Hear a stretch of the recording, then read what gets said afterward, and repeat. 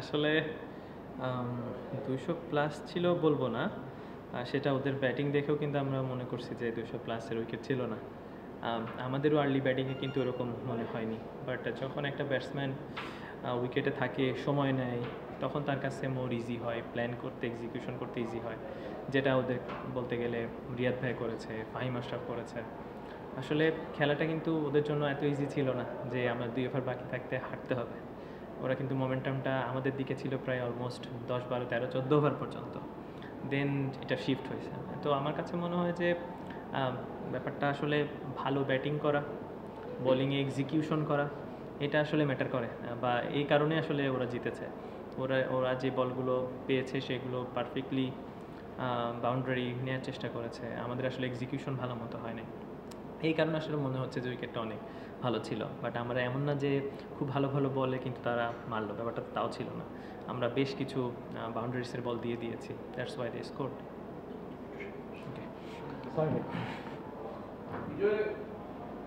যখন রানটা হয়ে গেল এরপরে কি আপনার কাছে, বা যখন ওদের 5টা উইকেট নিয়ে নিলেন, তখন কি একটু মনে হচ্ছিল যে মানে আওয়ার গেম, মানে তখন কি একটা একটু শিথিল্য চলে আসছিল কিনা, মানে না, আসলে তা না। অবশ্যই টি-20 খেলা, মোমেন্টামের খেলা, যে কোনো সময় যে কোনো টিম নিয়ে যেতে পারে, শিফট হতেই পারে।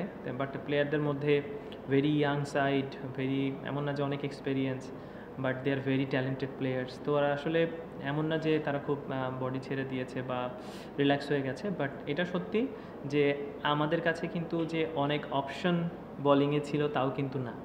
আসলে একটা ক্যাপ্টেনের কাছে যখন অপশন থাকে, আপনি যদি বরিশালে চিন্তা করেন বা যে কোনো টিমের চিন্তা করেন, তাদের হাতে বোলিংয়ের অপশন কিন্তু অনেক। তারপরেও কিন্তু তারা ১৯০-৯৫ আমরা করতে পেরেছি। সেখানে আমাদের কাছে কিন্তু বোলিংয়ের একটা লিমিটেশনস আছে, এটা আপনারা সবাই দেখেছেন। তো সেখান থেকে আমরা একটা অলরেডি ফরেনে একটা কম নিয়েও খেলছি, যেখানে একটা অলরাউন্ডার থাকতেই পারতো। তো আমার মনে হয় একটু অবশ্যই বোলিংয়ের একটু এক্সপিরিয়েন্সের ঘাটতি আছে। আদার দেন তাসকিন, হি বোলিং এক্সেপশনালি ওয়েল। ওর সাথে যদি কোনো একটা বোলার ভালো একটা এক্সিকিউশন করতে পারতো, ভালো একটা 4টা ওভার শেষ করতে পারতো, আমার মনে হয় গেমটা আমাদের কাছে থাকতো। বিজয়, আপনাদের যেটা বলছিলেন বোলিংয়ের ঘাটতি, তাসকিন ছাড়া এরকম মানে আপনাদের স্কোয়াডে কি মানে বিকল্প কেউ আছে, বা আপনাদের ওই জায়গায় বিশাল একটা ঘাটতি আছে? আসলে বিশাল ঘাটতি বলবো না, এরা সবাই কিন্তু আসলে পারফর্ম করেছে। আসলে শফিউল ভাই দেখেছি আমরা লম্বা সময় ধরে বাংলাদেশ টিমে খেলেছে, এক্সপেরিয়েন্স। আমরা মোহর শেখ যে আছে, সেও কিন্তু এনসিএলে ভালো বল করেছে, সুইং করাতে পারে, ডোমেস্টিকে ভালো করেছে। মৃত্যুঞ্জয় কিন্তু আপকামিং খুব ভালো একটা শেপে ছিল, বিপিএলের একটা এক্সপিরিয়েন্স আছে, এনসিএলও ভালো করেছে। আসলে আমরা যারা আছে তারা যে খারাপ করে টিমে আছে ব্যাপারটা তা না, they are performer, they are well capable. But বিপিএলের মতো মঞ্চে আসলে সব টপ প্লেয়ারদের আসলে জায়গা এখানে হয়। তো সেখানে আসলে অনেক সময় এক্সপিরিয়েন্সের কারণে অনেক সময় এক্সিকিউশন হতে পারে না, বা ক্রাউডের প্রেশার থাকে। আমার মনে হয় প্লেয়ার কেউ খারাপ না, বাট আশা করি তারা নিজেদেরকে এখানে শো করবে যে তারা কতটা ভালো। এটা ছাড়া আসলে ক্যাপ্টেনের কিছু করার থাকবে না, বা টিমেরও কিছু করার থাকবে না। আমার হয়তো বা নেক্সট ম্যাচে আপনি একে বাদ দিয়ে আরেকজনকে খেলাবেন, সে কতটুকু প্রুফ করতে পারে সেটা দেখার বিষয়। বাট আমরা আসলে চেষ্টা করব যেসব প্লেয়ার খেলবে তাদেরকে ব্যাক করার। এছাড়া যদি কোনো প্লেয়ার বাইরে থেকে আমরা আনতে পারি, যদি সেটা বিদেশি হতে পারে বা I don't know local players available কেমন আছে, সেটা নিয়ে আমরা কথা বলবো। লেটস সি এটাকে আমরা কীভাবে ম্যানেজ করতে পারি। লাস্ট ইয়ার ইয়াসির আলীকে বসিয়ে রাখা হতো, ম্যাচ দেওয়া হতো, তিনি ম্যাচ পেতেন না, পারফরমেন্সের কারণেই পেতেন। This year he started very well, একটা 94 রানের innings. What kept him motivated? উনি কি আপনার সঙ্গে খেলার সময় উনি কি আলোচনা করছিলেন, এবং এই ইনিংসটা ওনার জন্য কতখানি ইম্পর্টেন্ট ছিল টুর্নামেন্ট জুড়ে ওনাকে কনফিডেন্স দেওয়ার? এক্স্যাক্টলি। আমি আসলে যখন এই টিমের ক্যাপ্টেন সিলেক্ট হলাম, তখন আসলে আমার প্রতিটা প্লেয়ারের কাছে একটাই রিকোয়েস্ট আছে বা থাকবে সবসময় থ্রু আপ দ্য টুর্নামেন্টে। আসলে এখানেই এমন কিছু প্লেয়ার আছে যারা নিয়মিত না, বড় টিমে নিয়মিত খেলছে না, বা ন্যাশনাল টিমে আসতে চায়। সাপোজ আমার ক্ষেত্রেই বলেন, আপনি জিসানের ক্ষেত্রে বলেন, আপনি ইয়াসিরের ক্ষেত্রে বলেন, আকবরের ক্ষেত্রে বলেন, Murad. So they are Mrittunjoy, they are very capable, very close to national side. So তারা সবাই কিন্তু অন্য টিমে গেলে, বা হয়তো যদি রংপুর ধরেন বা বরিশাল ধরেন বা ওরকম যদি টিমে ধরেন, তাহলে কিন্তু ডিফিকাল্ট হবে হয়তো বা ম্যাচ খেলার ব্যাপারটা থাকে অনেক সময়। কিন্তু যখন এরকম একটা টিমে খেলে যারা মোটামুটি একটা ব্যালেন্স টিম, তাদের কিন্তু অপরচুনিটি যে পুরোটা ম্যাচ খেলার বা তাদেরকে একটা জায়গা ফিক্স থাকে। তো আমার শুধু একটা কথাই ছিল যে আসলে প্রুভের অনেক জায়গা আছে যে তুমি কতটুকু ক্যাপাবল। আসলে এই বিপিএলটা তোমাদের জন্য এনজয় করার জায়গা, যে তোমরা বেস্ট আউটকাম দেওয়ার চেষ্টা করো, দ্যাটস ইট। কারণ তুমি ম্যাক্সিমাম ম্যাচই খেলবা, সবাই আসলে জানে যে তারা খেলবে, কাউকে তো আসলে ড্রপ দেওয়ার কোনো ব্যাপারটা ওরকম নাই। তো সে ফ্রি আছে, রিল্যাক্স আছে। আই হোপ এটা একটা মানসিক বাড়তি সাহস দেয়। আপনি যখন এনসিএল খেলে, বিসিএল খেলে বা প্রিমিয়ার লিগ খেলে, তারা কেন পারফর্ম করে? তারা কিন্তু জানে যে আমি এই ম্যাচগুলো টুর্নামেন্ট সম্পূর্ণ খেলবো। 2টা ম্যাচ খারাপ হলে 3টা ম্যাচ খারাপ হলেও কিন্তু তারা কাম ব্যাক করে। একটাই কারণ যে তারা কনফিডেন্স পায় কোচের কাছ থেকে, ক্যাপ্টেনের কাছ থেকে, যে সে থ্রু অফ দ্য টুর্নামেন্টটা খেলবে, তখনই আসলে আউটকামটা আসে। তা আমার মনে হয় ইয়াসির আব্বি একটা ভালো জায়গা পেয়েছে, 4 নম্বরে ব্যাটিং করবে। আশা করি এটা ওর একটা বাড়তি মোটিভেশন দিয়েছে। আর থ্রু অফ দ্য উইকেটের সময় আমার কথা হচ্ছিল যে যেহেতু 2টা উইকেট পড়ে গেছে আর পিছনে আমাদের ওরকম ক্যারি করার ব্যাটসম্যান নেই, তা আমি চেষ্টা করছিলাম ওর সাথে একটাই কথা যে আমার অনেক সময় 2 রান হোক ওভারে, 3 রান হোক, বাট আমরা ক্যারি করবো ম্যাচটাকে। সো ক্যারির পরে যখন আমরা সেট হচ্ছিলাম তখন আস্তে আস্তে আমরা বিল্ড করেছি আরও এক্সিলেন্ট। আমার দেখা বাংলাদেশে অনেক ইয়াং প্লেয়ারদের মধ্যে one of the best innings এটা। একটু ম্যাচটা নিয়ে যদি বলতেন, আপনারা যদি হেরেছেন তারপরেও অনেক রান করেছে, আপনারাও রান করেছেন, তারাও রান করেছে, অনেকদিন ধরেই বিপিএলে এমন ম্যাচ বা রানের চাওয়া ছিল আর কি। হ্যাঁ, এবার প্রথম ম্যাচেই মানে রান দেখা গেল, এটা কেমন? এটা দারুণ ব্যাপার। আসলে ক্রাউড তো এরকম একটা মুহূর্ত আশা করে, সেটার জন্য আসলে আমরা মনে করি যে 2টা টিমকেই ধন্যবাদ জানাতে হয় যে তারা প্রথম ম্যাচ হিসাবে দারুণ একটা শুরু করেছে। বিশেষ করে উইনিং টিম তো উইনিং লুজিং টিমই তো থাকবে আসলে 2টা টিমের মধ্যে। তো সেটা আমরা হয়েছি হয়তো লুজিং টিম, তারা উইন, বাট আমি মনে করি ক্রাউডরা অনেক এনজয় করেছে। আসলে চেষ্টা করব রাজশাহী টিমের যেই প্লেয়ারগুলো আছে তারা যেন এরকম কনফিডেন্স নিয়ে নেক্সট ম্যাচগুলোতে নামতে পারে। আর ক্রাউডের জন্য একটা ভালো ম্যাচ ছিল। আর আমরা দেখে আসছি বিপিএলে কিন্তু প্রথম ম্যাচটা লো স্কোরিং হোক হাই স্কোরিং হোক, এর একটা টানটান উত্তেজনা থাকে। সেটা আজকে হয়তো ব্যতিক্রম হয়নি, বাট এই বছর শুরুটা দারুণ হয়েছে বিপিএলের। আশা করি এটা চলমান থাকবে। আসলে স্লিপ করেছি এইটা আসলে বলবো কাউকে আসলে অবশ্যই দোষারোপ তো করতে অবশ্যই করব না, বাট আমার মনে হয় যে অ্যাজ এ বোলিং ইউনিট আমাদের আরও এক্সিকিউশনের জায়গা আছে। এবং আমার মনে হচ্ছে যে 13-14 ওভার পর থেকে আমার কাছে মনে হচ্ছে আমরা একটু মোমেন্টামটা হারিয়েছি। যখন শাহিন শাহ আফ্রিদি কিছু বাউন্ডারিজ স্কোর করলো, তারপরে ফাহিম আশরাফের সাথে একটা দারুণ ইনিংস খেললো, আর রিয়াদ ভাই তো থ্রু অফ দ্য ইনিংসেই ম্যাচটাকে দারুণভাবে বিল্ড করেছে। তো আমার মনে হয় এক্সপিরিয়েন্সের একটা ব্যাপার ছিলই। তা আমার কাছে মনে হচ্ছে ওরা যে সময় নিয়েছে ওইখান থেকে আমার মনে হচ্ছে একটু স্লিপ করেছি আমরা। আপনি একদম 2012 বিপিএল থেকে একদম স্টার্ট থেকে খেলছেন, একদম শুরুর দিকে বিপিএল এর মিরপুরে এমন ধরনের উইকেট আপনারা সম্ভবত পান, এইরকম স্টার্টিং এ এত ভালো উইকেট পেয়ে এটা আপনাদের জন্য কতখানি মোটিভেশন? আসলে ব্যাপারটা কিন্তু উইকেট আমি পার্সোনালি মনে করি না যে উইকেট খুব কংক্রিটের মতো আপনার উইকেট আর আপনি 200 রান করবেন, ব্যাপারটা কিন্তু তা না। আমার কাছে মনে হয় যে এক একজন প্লেয়ারের স্কিলও শো করার জায়গা আছে, যে সে কোন উইকেটে কেমন খেলবে, সে কতটুকু ক্যাপাবল। আপনি কংক্রিটের মতো উইকেট দিবেন, টাকাস টাস করে মারবে, ব্যাপারটা আসলে এরকম না। তা আমি চাবো স্পোর্টিং উইকেট অবশ্যই হোক। আপনি পেস দেখেছেন সকালে, স্পিনও যারা ভালো জায়গায় বল করেছে বল হয়েছে। আমার কাছে মনে হয় ব্যাটসম্যানেরও একটা রেসপন্সিবিলিটি আছে যে কোন প্রতিটা উইকেটেই আন্ডারস্ট্যান্ড করা যে আমি এই উইকেটে কত রান হবে।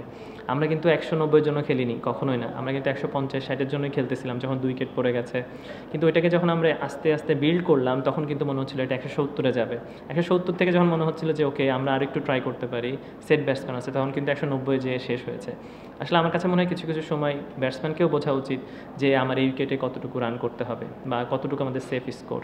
সো আমার কাছে মনে হয়েছে যে উইকেট ভালো ঠিক আছে, বাট ব্যাটসম্যানদেরও একটা অবশ্যই থ্যাঙ্কস বা বলতে হয় যে অবশ্যই ভালো ব্যাটিং করেছে। নাইম রিয়াদ ভাইয়ের ব্যাপারে একটু জানতে চাচ্ছিলাম যে ওনার তো গত 2টা সিরিজ ধরে দারুণ একটা ফর্মে আছে ইন্টারন্যাশনালি, প্লাস ওনার যে অভিজ্ঞতাটা আছে এই যে রান চেস করে থ্রু আউট দ্য ক্যারিয়ার তিনি এই জিনিস করে আসছেন, এইটার কারণে কি আজকে আপনারা মানে এত বড় স্কোর করেও পিছিয়ে পড়লেন কিনা? আসলে ডেফিনেটলি আপনি অবশ্যই দেখেন রিয়াদ ভাই, মুশফিক ভাই বাংলাদেশের এইরকম ম্যাচ অনেক খেলেছে এবং এইরকম ম্যাচ তাদের হাত থেকে আমরা অনেক জেতানো দেখেছি। বাংলাদেশকে জিতিয়েছে এবং তাদের যখন তারা তার যেই টিমে খেলে তাদেরকেও জয়লাভ এনে দেয়। তো আমার কাছে মনে হয় তারা মোটামুটি জানে এবং তাদের ওই বিলিফটা আছে যে কীভাবে ম্যাচটা শেষ করতে হবে, সো যেটা অনেক বড় বড় প্লেয়ারদেরকে আমরা দেখি। তো আমার কাছে মনে হয় ওয়ার্ল্ডের মধ্যেও যদি বেস্ট কিছু ফিনিশার যদি আমি দেখি, তার মধ্যে ডেফিনেটলি মুশফিকুর রহিম, মাহমুদুল্লাহ রিয়াদ অবশ্যই পড়বে। তো এরকম একজন ওয়ার্ল্ড ক্লাস প্লেয়ার যখন ফর্মে থাকে তখন অবশ্যই সবার মধ্যে একটা বাড়তি ফিয়ার কাজ করে, যেটা হয়তো বা আমাদের মধ্যে হয়তো বা বলারদের মধ্যে করেছে। বাট আমি মনে করি যে সে অসাধারণ একটা ইনিংস খেলেছে এবং দারুণ ফর্মে আছে, তার জন্য গুড লাক। আরও এরকম ইনিংস খেলুক বাংলাদেশ ক্রিকেটের জন্য। জি বলবেন? হ্যাঁ, বলতে চাচ্ছিলাম যে এই যে বাংলাদেশ টিমে যখন ইন্টারন্যাশনাল ম্যাচ খেলে আর কি, তখন বলা হয় যে বড় রানগুলো তাড়া করার যে অভ্যাসটা, এই জিনিসটা হয় না। আজকে যে রিয়াদ ভাই যারা যেরকম করে, বাংলাদেশ প্লেয়াররা বা আপনারা যারা আছেন কি নিতে চান? আসলে বড় রান তাড়া করা হয় না, এটা রেসপন্সিবিলিটি তো ব্যাটসম্যানের। এটা তো রেসপন্সিবিলিটি আমাদের, যে আমরা কিভাবে শিখছি, আমরা কিভাবে এটাকে নিচ্ছি। তো আমার কাছে মনে হয় না পারবে না, ব্যাপারটা এরকম না। আমার কাছে মনে হয় তাদের শেখা উচিত বা আমাদের তাড়াতাড়ি শেখা উচিত যে আমরা কিভাবে এটাকে বড় রান করব। অবশ্যই রেসপন্সিবিলিটি আমাদেরকে নিতে হবে এবং তাদের মাধ্যমে দেখে শিখতে হবে। তাদের সাথে কথা বলে হোক, মাঠে দেখে হোক বা নিজে ট্রাই করে হোক, যখন আমাদের কাছে অপরচুনিটি আসবে আমাদের চেষ্টা করা যে এই ম্যাচগুলোকে আমরা কীভাবে শেষ করতে পারি। Last question.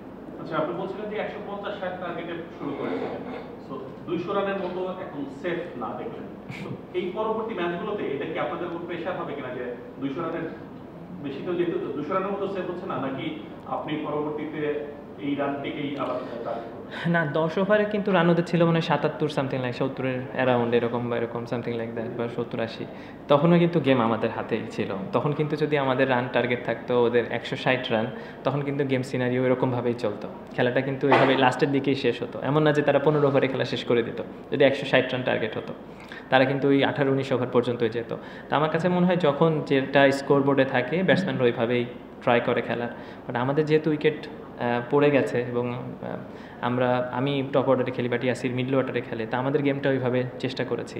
বাট সেম ক্ষেত্রে কিন্তু ওদের যেহেতু 5টা উইকেট পড়ে গিয়েছিল, সেখানে কিন্তু আমাদের চান্স সবসময় ছিল যে 1-2টা উইকেট পড়লে রিয়াদ ভাই আউট হয়ে গেলে হয়তো বা মোহাম্মদ নবী ব্যাটিংয়ে আসতো, আমাদের হয়তো কিছু না কিছু অপরচুনিটি থাকতো, যেখানে তাসকিনের সাথে যদি আরেকটা বলার জাস্ট 20টা রান কম দিত বা 10টা রান কম দিত, বা এক ওভারে একটা 3টা 6 বা 2টা একটা 6-এর জায়গায় যদি 2টা 6 কম হতো, তাহলে কিন্তু আমরা লাস্ট পর্যন্ত এটাকে একটা মোমেন্টামকে নিয়ে যেতে পারতাম। আমার মনে হয় যে বোলিং ইউনিট আমাদের আরেকটু চিন্তা করা উচিত। আর আমি মনে করি ব্যাটিংটা 190 হয়েছে, এর মানে না রাজশাহী টিম প্রতিদিন 190 করবে। অনেক সময় 140-এর খেলা হবে, অনেক 160-এর খেলা হবে, এক সময় 200-র খেলা হবে। সেই যেটা হবে সেই অনুযায়ী আমরা ট্রাই করব খেলার, সেই অনুযায়ী ট্রাই করবো আমাদের বলারকে বলার জন্য এক্সিকিউট করতে পারে।